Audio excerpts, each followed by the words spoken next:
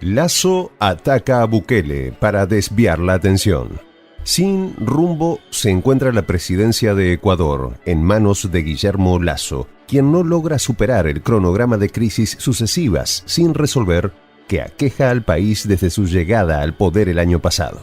La más reciente estratagema del mandatario neoliberal andino ha sido echar mano al gastado expediente de intentar desviar la atención, atacando a un tercero, en este caso a su colega, el de El Salvador, Nayib Bukele, quien está implementando con relativo éxito iniciativas para someter a las peligrosas bandas criminales llamadas maras, en contraste con los desaciertos de la política de seguridad pública del presidente ecuatoriano, quien ni siquiera logra controlar a los delincuentes en las cárceles y mucho menos en las calles, escenarios donde los zampones están campeando por sus fueros sin control gubernamental alguno. Los detalles a continuación.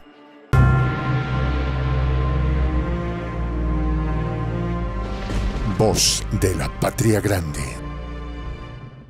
Ahora le tocó a Lasso, después que la Organización de los Estados Americanos, a través de su inefable secretario Luis Almagro, se dedicara a acusar falsamente al gobierno de Nayib Bukele de cometer violaciones masivas de los derechos humanos. Ahora le tocó el turno al presidente ecuatoriano, Guillermo Lasso. El ex empresario, cuyo gobierno se encuentra en medio de una crisis de múltiples dimensiones, agravada por las filtraciones de Pandora Papers, la violencia delincuencial, la crisis carcelaria y las movilizaciones sociales, arremetió contra su par salvadoreño para desviar la atención de la comunidad internacional. En una reciente alocución pública, el mandatario ecuatoriano acusó al presidente Nayib Bukele de vulnerar los derechos humanos de las pandillas salvadoreñas, señaladas de cometer toda clase de atrocidades, desde robo, secuestro, extorsión, contrabando de armas, hasta asesinatos. Ignorando por completo el daño que han infligido estas organizaciones criminales al pueblo salvadoreño, Guillermo Lasso abogó por los derechos de las pandillas, que se han expandido a otras naciones de Centroamérica, incluso han llegado a adentrarse en México y Canadá, como es el caso de Mara Salvatrucha. Siguiendo el guión del Ministerio de las Colonias de Washington,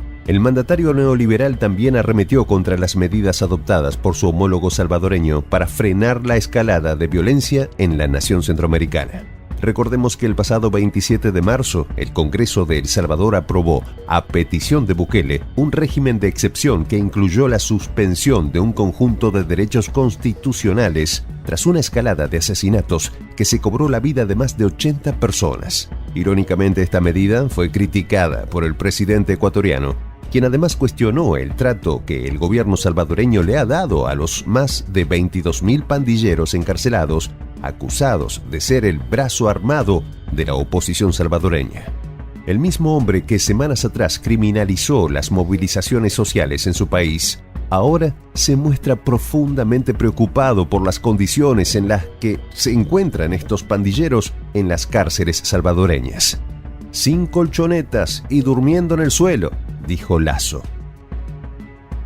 Lo cierto es que las palabras del presidente ecuatoriano despertaron una profunda indignación entre los salvadoreños, quienes recurrieron a las redes sociales para manifestar su rechazo al infame ataque proferido contra Nayib Bukele. Un usuario de la red social Twitter, identificado como Oscar, criticó la postura asumida por el ex banquero ecuatoriano con el siguiente mensaje: lamentablemente aún hay muchos políticos que no quieren atender el llamado del pueblo y muchos que no les conviene que el país mejore. Otro usuario de Twitter, identificado como Nergal, consideró que la reacción del mandatario ecuatoriano es una muestra inequívoca de la desesperación de la derecha latinoamericana ante la consolidación del liderazgo de Bukele en la región. Si los perros ladran, es señal que avanzamos, así escribió. Por su parte, Rosana Magaña se refirió a la baja valoración del gobierno de Guillermo Lasso, según un estudio de opinión pública de la consultora Sid Gallup, para explicar la irracional crítica del mandatario ecuatoriano. Manuel Galdames, otro de los usuarios de Twitter que cuestionó los señalamientos de Lasso, consideró irónico que mientras el mandatario ecuatoriano pide a su homólogo respetar los derechos de los delincuentes, se esté oprimiendo al pueblo ecuatoriano. Y es que no podemos olvidar que Ecuador fue escenario de masivas protestas en rechazo a las políticas económicas de Lasso. Movilizaciones que dejaron más de un centenar de heridos y fallecidos, como consecuencia de la violenta acción de los cuerpos de seguridad.